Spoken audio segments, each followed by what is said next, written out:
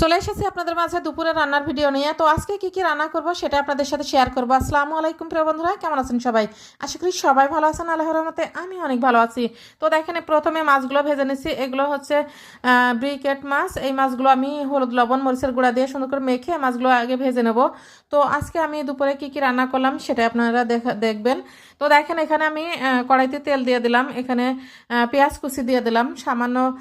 পেঁয়াজটা একটু হালকা নেড়ে চেড়ে নরম হয়ে গেলে এখানে আমি একে একে সব মশলাগুলো দিয়ে দেবো। তো এখানে আমি কাঁচা মরিচ বাটা দিয়ে দিচ্ছি, এখানে দিলাম আদা জিরা আর সরিষা বাটা।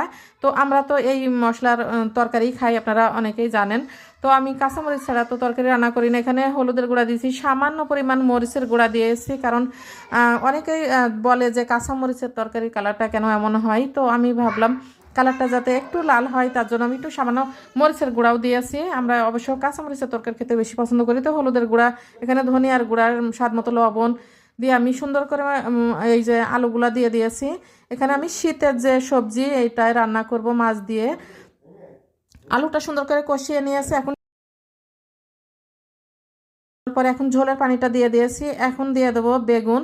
আর বেগুন দিয়ে পালং শাক দিয়ে মাছ দিয়ে রান্না করব। আর এই তরকারিটা নতুন নতুন তরকারি খেতে অনেক বেশি ভালো লাগে।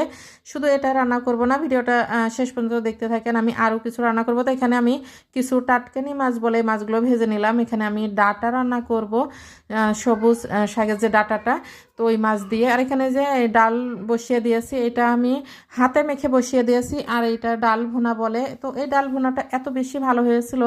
তো আগে আমি সবসময় ঝোল করে ডাল রান্না করি, তো এই ডাল রান্নাটা খেয়েছে একদম চেটে পুটে, এত ভালো লেগেছে। তো আমি এখন থেকে এইভাবে ভাবছি ডাল রান্না করব। তারপর দেখেন এখানে কড়াইতে আবারও পেঁয়াজ কুচি দিয়ে দিয়েছে, আবারও হচ্ছে বাটা কাঁচামরিচ দিয়ে দিলাম। এখানে আদা রসুন, মানে আদা রসুন না, আমরা মাছে অবশ্য রসুন খাই না, জিরা সরিষা বাটা দিয়েছি। সেম মশলা দিয়ে রান্নাটা করব। এখানে আমি দিয়ে দিচ্ছি হলুদের গুঁড়া ধনিয়ার গুঁড়া, তারপরে দিয়েছি স্বাদ মতো লবণ। সামান্য পানি দিয়ে মশলাটা যখনই ফুটে মানে উঠেছে তখনই দিয়ে দিলাম এখানে ডাটাগুলো আগে থেকেই সুন্দর করে ধুয়ে নিয়েছি। এখানে শুধু ডাটা না, এর ভেতরে আলু আছে, একটা শসা আছে, একদম নিরামিষের মতো, মানে সবজি তরকারি যেমন লাগে তরকারিটা সেফ আমার জন্য। আমি এই সব ধরনের তরকারি আমার খুব বেশি ভালো লাগে।